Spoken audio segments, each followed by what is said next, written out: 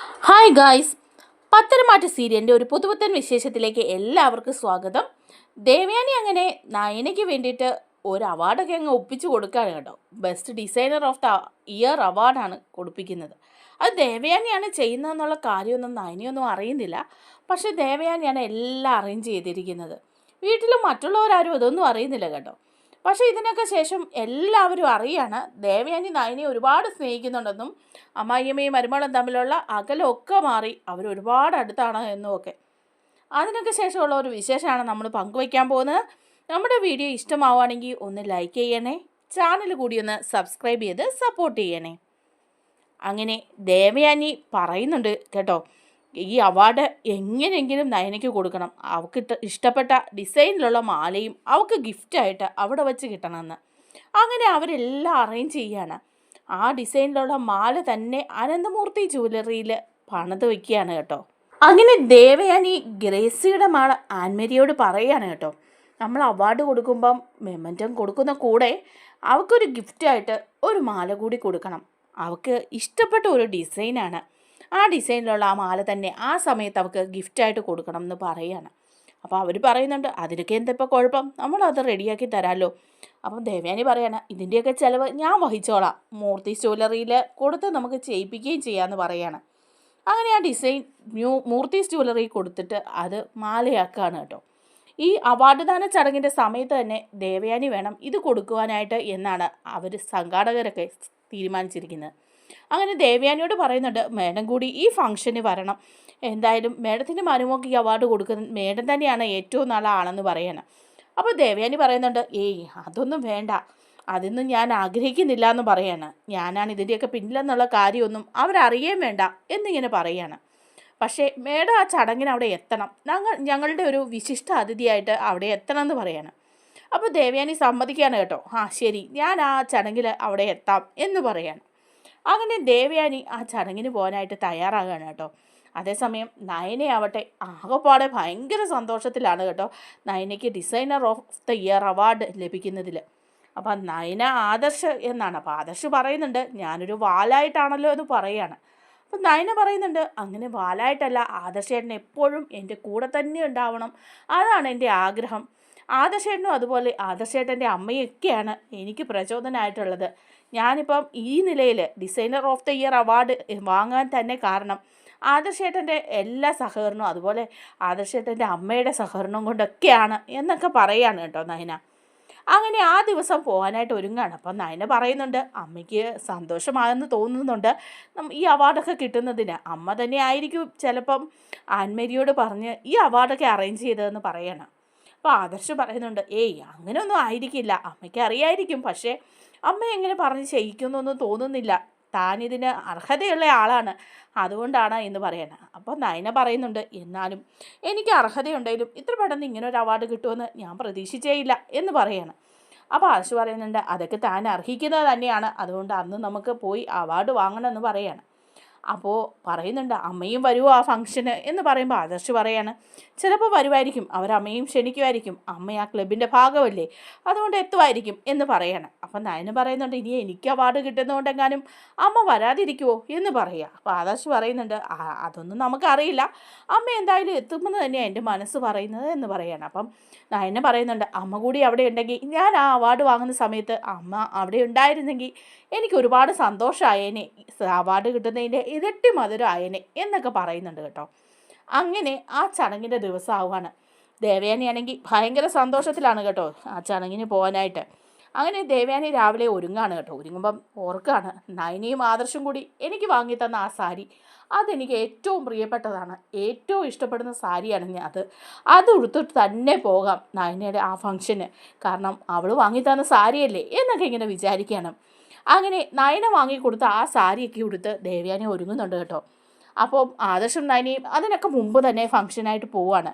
നയന പോകുന്നതിന് മുമ്പ് തന്നെ മുത്തശ്ശനോടും മുത്തശ്ശിയോടും പറയുന്നുണ്ട്, മുത്തശ്ശ, ഞാനിങ്ങനെ അവാർഡ് വാങ്ങാൻ പോവാണ്, അവരുടെ designer of the year award എനിക്കാണ് ഇപ്രാവശ്യം എന്ന് പറയുമ്പോൾ മുത്തശ്ശൻ പറയാണ്, അത് മോൾ അർഹിക്കുന്നത് തന്നെയാണ്, മോൾക്ക് ഇനിയും പല പല അവാർഡുകളും കിട്ടും, മോൾ ഉയരങ്ങളിലേക്ക് എത്തും, അതാണ് മോളുടെ മനസ്സ്, മോളുടെ വിനയവും കഴിവും എല്ലാം ഒത്തൊരുമിച്ച് വരുമ്പം നല്ല രീതിയിൽ തന്നെ ഉയരും.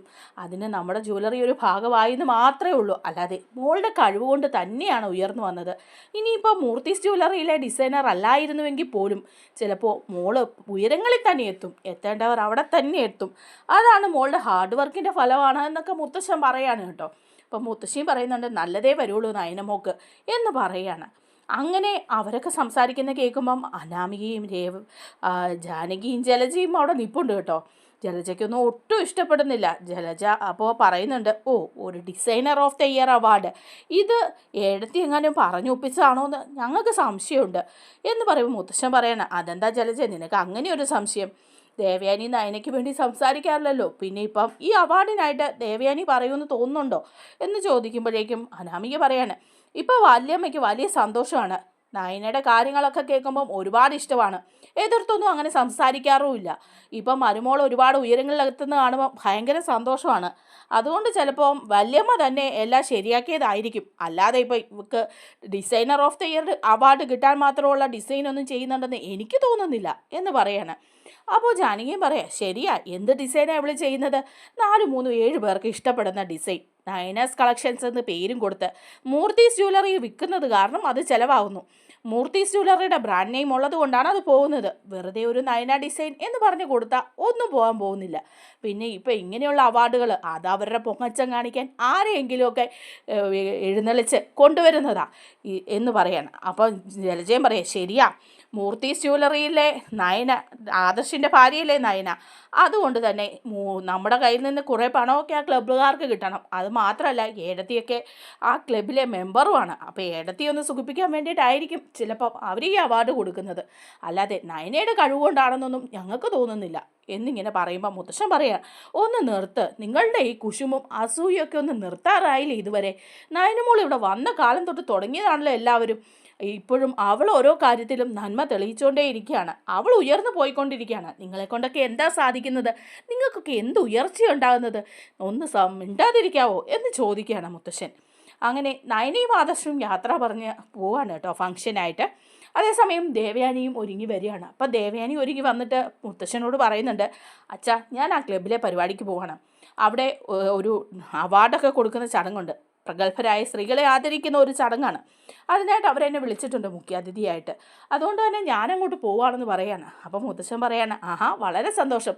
നയന മോൾക്കും ഉണ്ടല്ലോ award, designer of the year award Nayana മോൾക്കാണല്ലോ. അവരിപ്പോൾ പോയതേ ഉള്ളല്ലോ എന്ന് പറയാണ്. ആ അതെ, ഡിസൈനർ ഓഫ് ദ അവാർഡ് നയനയ്ക്കാണെന്ന് അവർ പറഞ്ഞു. എന്തെങ്കിലും ആകട്ടെ, നമ്മുടെ ജ്വല്ലറിക്കിലേതൊരു നന്മ. എന്തായാലും ഞാൻ അവിടെ വരെ ഒന്ന് പോവുകയാണെന്ന് പറയുമ്പം ഉടനെ തന്നെ ജലജ പറയാണ്, ഏടത്തി മരുമോക്ക് അവാർഡ് കിട്ടുന്നത് കാണാനായിട്ട് പോവായിരിക്കും അല്ലേ എന്ന് ചോദിക്കുമ്പം ദേവയാനി പറയാണ്, പിന്നെ അവൾക്ക് അവാർഡ് കിട്ടുമ്പം ഞാൻ കണ്ണടച്ചിരിക്കണോ ജലജെ? ആ ചടങ്ങിന് വേണ്ടി അവരെന്നെ ക്ഷണിച്ചത് കൊണ്ടാണ് ഞാൻ പോകുന്നത്. ഇനിയിപ്പം അവൾക്ക് ആ ചടങ്ങിൽ അവാർഡ് കിട്ടിയാൽ ഞാൻ കണ്ണടച്ചിരിക്കാനൊന്നും പറ്റില്ലല്ലോ എന്ന് പറയാണ്. അപ്പോൾ അനാമികയും പറയുന്നുണ്ട്, എന്നാലും വല്യമ്മ പോകണ്ടായിരുന്നു. വല്യമ്മയ്ക്ക് അവളോട് ഇത്രയധികം എതിർപ്പൊക്കെ ഉള്ളപ്പം അവൾക്ക് ഈ അവാർഡ് കിട്ടുന്നത് കാണാൻ വല്യമ്മ കൂടി ചെന്നാൽ അവളുടെ അഹങ്കാരം ഇരട്ടിയാവും. അപ്പോൾ ദേവയാനി പറയാണ്, അതിനെന്താ, നമ്മളുടെ ജ്വല്ലറിക്കല്ലേ അതിൻ്റെ പേരും പ്രശസ്തിയും. നമ്മുടെ കുടുംബത്തിൽ നിന്ന് ഉള്ള ഒരാൾക്കല്ലേ അവാർഡ്. എൻ്റെ മരുമോളല്ലേ നയന. അപ്പോൾ പിന്നെ ഞാൻ ചെല്ലാതിരുന്നാൽ മറ്റുള്ളവരൊക്കെ എന്ത് വിചാരിക്കും?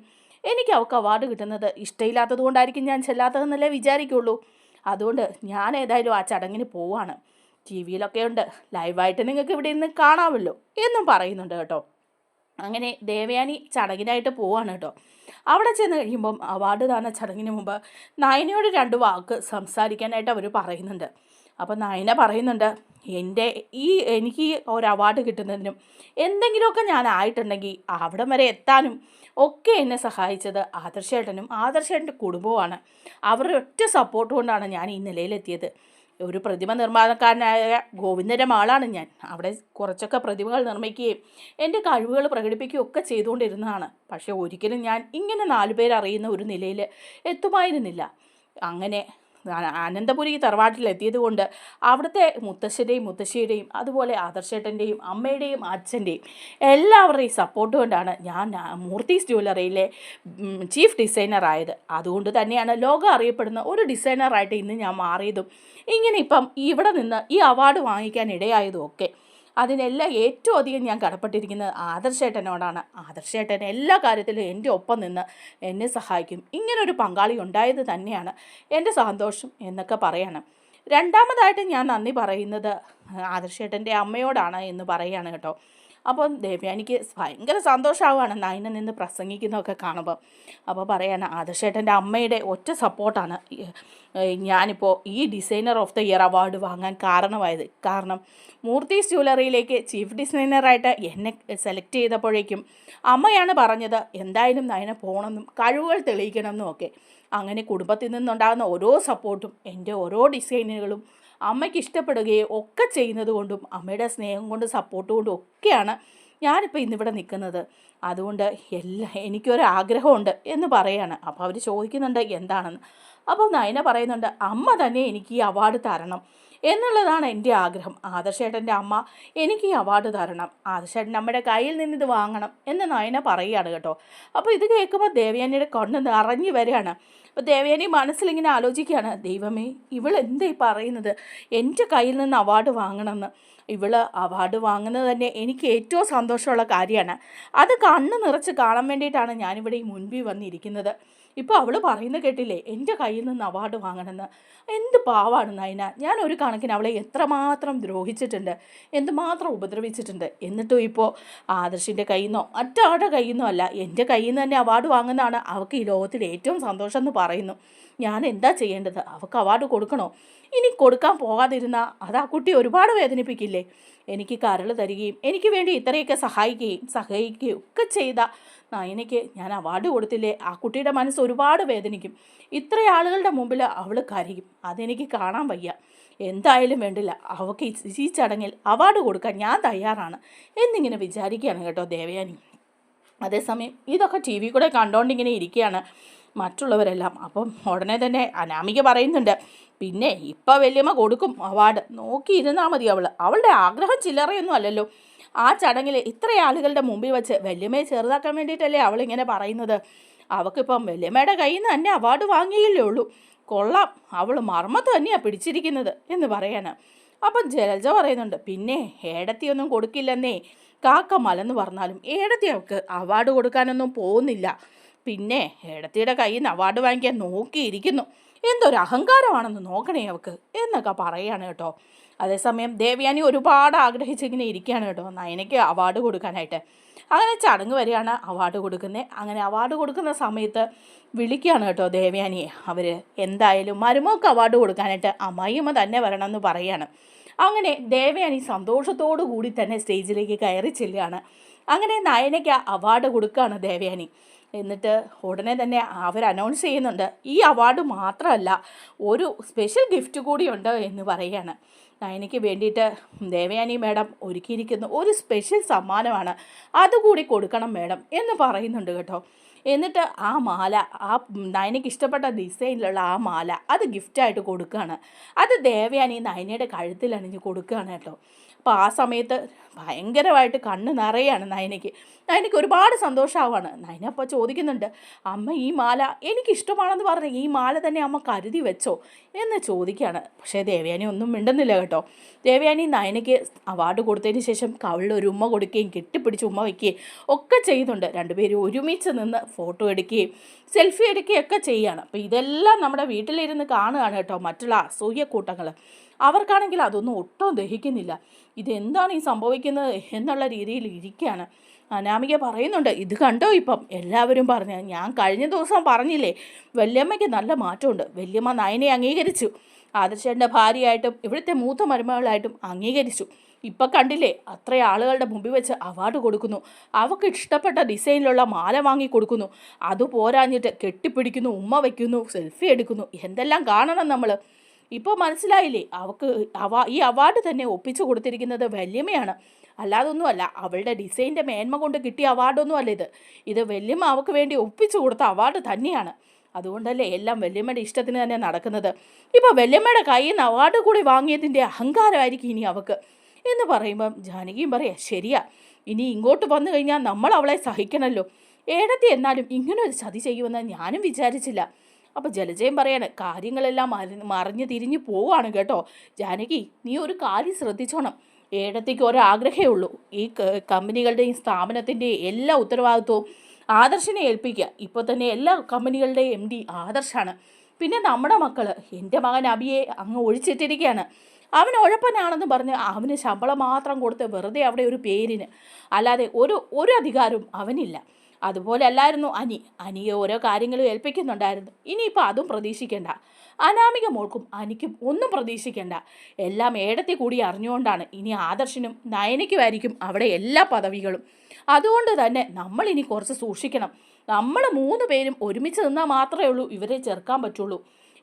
ഏടത്തി കൂടി അവളുമാരുടെ കൂടെ കൂടിയിരിക്കുന്നത് കാരണം അവരുടെ ശക്തി ഇരട്ടിച്ചിട്ടുണ്ട്. അപ്പം നമ്മൾ 3ഉം കെട്ടായിട്ട് നിന്ന് അവളുമാരെ ഇവിടെ നിന്ന് ഓടിക്കേ രക്ഷയുള്ളൂ എന്ന് പറയാണ് ജലജ. അങ്ങനെ അവർ പ്ലാനൊക്കെ ഇട്ടുകൊണ്ടേ ഇരിക്കുകയാണ് കേട്ടോ. അതേസമയം വീട്ടിലെത്തിയിരിക്കുകയാണ് ദേവയാനിയും നയനയും എല്ലാവരും. ആദർശും നയനയും ഒക്കെ ഭയങ്കര സന്തോഷത്തിലാണ്. അതേസമയം നയന ആദർശിനോട് പറയുന്നുണ്ട്, അമ്മ എനിക്കിഷ്ടപ്പെട്ട ഈ ഡിസൈനിലുള്ള മാല തന്നെ ഉണ്ടാക്കി ആ ചടങ്ങി വെച്ച് തന്നെ എനിക്ക് തരുമെന്ന് ഞാൻ അറിഞ്ഞില്ല. അമ്മ എങ്ങനെയാണ് ഇത് അറിഞ്ഞതെന്നും അറിഞ്ഞില്ല. ഞാൻ നവ്യേച്ചിയോട് മാത്രമേ ഇക്കാര്യം പറഞ്ഞിട്ടുള്ളായിരുന്നു. അങ്ങനെയൊക്കെ അമ്മ ചെയ്തല്ലോ എന്നിങ്ങനെ പറയുകയാണ് കേട്ടോ. അപ്പോൾ ആദർശ് പറയുന്നുണ്ട്, എല്ലാ പ്രശ്നങ്ങൾക്കും ഒരു പരിഹാരമായി തന്നെ അമ്മ അംഗീകരിച്ചു. താനാണ് കരൾ കൊടുത്തതെന്നുള്ള വിവരം അമ്മ അറിഞ്ഞിട്ടായിരിക്കും ചിലപ്പോൾ. എന്നാലും ഇപ്പോൾ അമ്മയുടെ മനസ്സിൽ എന്നെക്കാളും സ്നേഹം തന്നോട് തന്നെയാണ് എന്ന് പറയുകയാണ്. അപ്പോൾ നയന പറയുന്നുണ്ട്, ശരിയാണ്, അടുത്ത ദിവസം അമ്മയുടെ പിറന്നാളല്ലേ, നമുക്കും കൊടുക്കേണ്ട എന്തെങ്കിലും ഒരു ഗിഫ്റ്റ്. അമ്മ തന്നതുപോലെ വലിയ ഡിസൈനിലുള്ള മാലയോ അങ്ങനെയൊന്നും അമ്മയ്ക്ക് ആവശ്യമില്ല. അതൊന്നും ഞാൻ കൊടുക്കേണ്ട കാര്യമില്ല. പക്ഷേ എന്തെങ്കിലും ഒന്ന് കൊടുക്കണ്ടേ ആദർശേട്ടാ, എൻ്റെ സന്തോഷത്തിന്. അപ്പോൾ ആദർശ് പറയാണ്, താൻ എന്തെങ്കിലും വാങ്ങി കൊടുത്തോളൂ എന്ന് പറയാം. അപ്പം നയന പറയുന്നുണ്ട്, ഒരു സാരി വാങ്ങി കൊടുക്കട്ടെ അമ്മയ്ക്ക് എന്ന് ചോദിക്കുക. അപ്പോൾ ആദർശ് പറയുന്നുണ്ട്, അതിനെന്താ, തൻ്റെ ഇഷ്ടം പോലെ ചെയ്തോ, 1 സാരിയോ 2 സാരിയോ എത്ര വേണേലും വാങ്ങിക്കൊടുത്തു എന്ന് പറയുമ്പോൾ നയന പറയാണ്, അമ്മയ്ക്ക് ഇഷ്ടപ്പെടുമോയെന്നൊന്നും അറിയില്ല, പക്ഷേ എൻ്റെ മനസ്സിൽ ഇഷ്ടമുള്ള ഒരു സാരി അമ്മയ്ക്ക് സമ്മാനമായിട്ട് കൊടുക്കും. അത് ഒരുപാട് വിലയുടെയൊന്നും അല്ല, പക്ഷേ അമ്മ അത് സ്വീകരിക്കുമോയെന്നറിയാലോ, സ്വീകരിക്കുകയായിരിക്കും അല്ലേ എന്നിങ്ങനെ പറയാണ്. അങ്ങനെ ദേവയാനിയുടെ പിറന്നാളാവുകയാണ് കേട്ടോ. ആ സമയത്ത് നയന ഗിഫ്റ്റായിട്ട് ഈ സാരി വാങ്ങിയിട്ട് വരികയാണ്. എന്നിട്ട് ദേവയാനിയോട് പറയുന്നുണ്ട്, അമ്മേ ഇന്ന് അമ്മയുടെ പിറന്നാളല്ലേ, അതുകൊണ്ട് ഞാൻ അമ്മയ്ക്കൊരു ചെറിയ ഗിഫ്റ്റ് വാങ്ങി. വലിയ ഡിസൈനിലുള്ള നെക്ലേസോ ഗോൾഡോ ഒന്നുമല്ല, ഒരു സാരിയാണ്. ഒരുപാട് വിലയുള്ള സാരിയല്ല, പക്ഷേ ഇത് അമ്മയ്ക്ക് ഇഷ്ടപ്പെടുമോയെന്ന് എനിക്കറിയില്ല. എനിക്ക് ഒരുപാട് ഇഷ്ടപ്പെട്ടിട്ട് വാങ്ങിയതാണ്. ഇതമ്മ സ്വീകരിക്കണം, ഇതൊന്ന് ഉടുക്കണം എന്നൊക്കെ പറഞ്ഞ് ഒരു സാരി കൊടുക്കുകയാണ് കേട്ടോ. അങ്ങനെ ദേവയാനി ഭയങ്കര സന്തോഷമാവാണ് കേട്ടോ. നയന ഈ സാരി അങ്ങ് കൊടുക്കുമ്പോഴേക്കും ദേവയാനി അത് ഇങ്ങ് വാങ്ങുകയൊക്കെ ചെയ്യാണ്. അപ്പോൾ ഇത് കണ്ടുകൊണ്ട് മറ്റുള്ളവരൊക്കെ നിൽക്കുന്നുണ്ട്. അവർക്ക് കാര്യങ്ങളൊക്കെ പിടികിട്ടിയിട്ടുണ്ട്. നയനയ്ക്ക് ദേവയാനിയോട് ഇഷ്ടമാണെന്നുള്ള കാര്യവും ദേവയാനിക്ക് നയനയോട് ഇഷ്ടമാണെന്നുള്ള കാര്യമൊക്കെ. അങ്ങനെ ദേവയാനി എല്ലാവരുടെയും മുമ്പിൽ വെച്ചിട്ട് പറയാണ്, മോളെ നീ എന്ത് തന്നാലും ഞാൻ സ്വീകരിക്കും എന്ന് പറയാണ്. അപ്പോൾ അവിടെ നിന്നിട്ട് ജലജ പറയുന്നുണ്ട്, ഏടത്തി ഇവള് വാങ്ങിത്തരുന്ന ഈ 4 ചക്രത്തിൻ്റെ സാരി വാങ്ങി ഉടുക്കാൻ ഏടത്തിക്ക് നാണമില്ലേ? ഈ എത്രമാത്രം വിലകളുള്ള ലക്ഷക്കണക്കിന് രൂപയുടെ എത്ര സാരികളുണ്ട് ഏടത്തിക്ക്, എത്രമാത്രം സ്വർണ്ണമുണ്ട് ഏടത്തിക്ക്. പിന്നെ ഇവള് തരുന്ന ഈ നക്കാപ്പീച്ചയുടെ സാരി ഇത് വാങ്ങി ഉടുക്കാനാണ് ഏടത്തി ഇരിക്കുന്നത് എന്ന് ചോദിക്കുമ്പം ജലജയോട് പറയാണ് ദേവയാനി, നയന എന്ത് വാങ്ങി തന്നാലും അത് ഞാൻ സ്വീകരിക്കും. അത് 4 ചക്രത്തിൻ്റെ ആയാലും 50 രൂപയുടെ ആയാലും എത്ര രൂപയുടെ ആയാലും ഞാനത് സ്വീകരിക്കും. വിലയിലൊന്നും അല്ല കാര്യം, അവളുടെ മനസ്സിലാണ്. നയന മോള് അത് നല്ല മനസ്സോടു കൂടിയാണ് അത് വാങ്ങിത്തരുന്നത്. അതുപോലല്ല ജലജെ, നീ 50 ലക്ഷം രൂപയുടെ സാരി വാങ്ങി തന്നാലും അതിൽ ഒരു വിലയുണ്ടാവില്ല. അസൂയയും കുശുമ്പും മാത്രം കുത്തി നിറച്ച് ആയിരിക്കും ആ സാരി തരുന്നത്. പക്ഷേ ഈ നയന തരുന്നത് 100 രൂപയുടെ സാരിയാണെങ്കിലും അത് നിറച്ച് സ്നേഹമായിരിക്കും. എനിക്ക് ഏറ്റവും വിലപ്പെട്ടത് എൻ്റെ മരുമകൾ നയന തരുന്ന സാരി തന്നെയാണ് എന്ന് പറഞ്ഞ് അത് സ്വീകരിക്കുകയാണ്. അപ്പോൾ അനാമിക പറയുന്നുണ്ട്, കൊള്ളാം, ഇപ്പം ഇങ്ങനെയൊക്കെയായി കാര്യങ്ങൾ. നയന തരുന്ന സാരി സ്വീകരിക്കുന്നു, അവളെ വേദിയിൽ വെച്ച് കെട്ടിപ്പിടിച്ച് എല്ലാവരുടെയും മുമ്പിൽ സ്നേഹം പ്രകടിപ്പിക്കുന്നു. എന്തെല്ലാം മാറ്റങ്ങളാണ്! ഇത്രയും നാളും വല്യമ്മ പറഞ്ഞതുപോലൊന്നും അല്ല കാര്യങ്ങൾ. ഇനിയിപ്പം ഞാനിവിടെ നിൽക്കാൻ ഉദ്ദേശിക്കുന്നില്ല. വല്യമ്മയ്ക്ക് ഇപ്പോഴും വലുത് വല്യമ്മയുടെ മോനും മരുമോളും തന്നെയാണ്. ഞങ്ങളെയൊക്കെ വെറുതെ പറഞ്ഞു പറ്റിക്കുകയായിരുന്നു. അനിക്ക് പേരിന് 1-2 കമ്പനിയുടെ ചുമതല കൊടുത്തെങ്കിലും എനിക്ക് അവിടെ യാതൊരു അവകാശവും ഇല്ല. അനിയുടെ കയ്യിൽ നിന്ന് ഒരു 10 പൈസ എനിക്ക് കിട്ടുന്നുമില്ല. ഞാനിവിടെ വെറും പുറമ്പോക്ക് പോലെ ജീവിക്കുകയാണ്. എനിക്കിനിയിപ്പോൾ ഇവിടെ നിൽക്കാൻ പറ്റില്ല ഇതൊന്നും കണ്ടുകൊണ്ട്. നയനയുടെയും നവ്യയുടെയും അധികാരത്തിന് മുമ്പിൽ ഇങ്ങനെ പിടിച്ചു തൂങ്ങി കടിച്ചു നിൽക്കേണ്ട കാര്യമൊന്നും എനിക്കില്ല. ഞാൻ എൻ്റെ വീട്ടിലേക്ക് പോവാണ് എന്ന് പറയണം. അപ്പം ദേവയാനി പറയുന്നുണ്ട്, പൊയ്ക്കോ, നീ നിൻ്റെ വീട്ടിൽ പോകുന്നതും വരുന്നതും എല്ലാം നിൻ്റെ ഇഷ്ടമാണ്. ഇത്രയും നാളും പോയപ്പോഴെല്ലാം നിന്നെ വിളിച്ചുകൊണ്ട് വരാൻ അനിയോട് പറഞ്ഞത് ഞാനും കൂടിയാണ്. ഇനി നീ ഇവിടുന്ന് പോയാൽ നിന്നെ വിളിച്ചുകൊണ്ട് വരാൻ അനിയോട് പറയാനോ നിനക്ക് വേണ്ടി സപ്പോർട്ട് ചെയ്യാനോ സംസാരിക്കാനോ ഒന്നും ഞാൻ വരില്ല. നീ നിൻ്റെ വീട്ടിൽ തന്നെ താമസിക്കുന്നതായിരിക്കും നല്ലത് എന്ന് പറയാണ് കേട്ടോ. ഇത് കേട്ടിട്ട് അനാമിക ഒന്നും മിണ്ടാതെ ഇങ്ങനെ നിൽക്കുകയാണ്. നമ്മുടെ വീഡിയോ ഇഷ്ടമായാൽ ഒന്ന് ലൈക്ക് ചെയ്യണേ, ചാനൽ കൂടി ഒന്ന് സബ്സ്ക്രൈബ് ചെയ്ത് സപ്പോർട്ട് ചെയ്യണേ. താങ്ക്